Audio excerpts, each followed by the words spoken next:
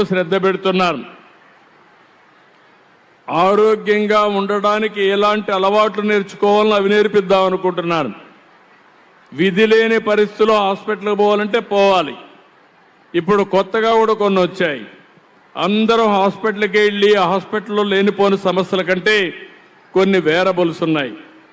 అవి పెట్టుకుంటే మన ఆరోగ్యం హాస్పిటల్లో ఉండే డాక్టర్ మానిటర్ చేసే పరిస్థితికి వస్తుంది.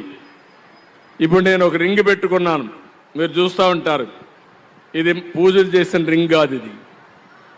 ఇది రాత్రుల్లో నిద్రపోయిన తర్వాత తెల్లవారుతో నా బాడీ ఎట్లుందో రెడీగా ఉందా, రెడీనెస్ కానీ స్లీప్ స్కోర్ వస్తుంది.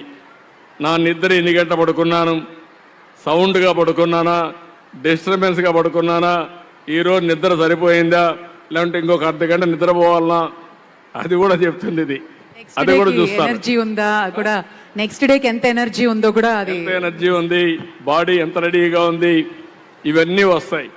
అవన్నీ వచ్చినప్పుడు ప్లానింగ్ ఈజీ అవుతుంది. ఆరోగ్యం నేను మంచినీళ్ళు కూడా తాగితే ఒకసారి అంటూ ఉంటారు, కావాలంటే రాస్తూ ఉంటారు, కొంతమంది ఎగతాళి చేస్తూ ఉంటారు. మీరు తాగే నీళ్లు కూడా ముఖ్యం. నా ఆరోగ్యం పోతే 2 రోజులు ఇంట్లో పడుకుంటే ఆ 2 రోజుల వల్ల నేను పని చేయలేను. నేను పని చేయకపోతే నష్టం ఎవరికి? ఈ రాష్ట్రానికే నష్టం.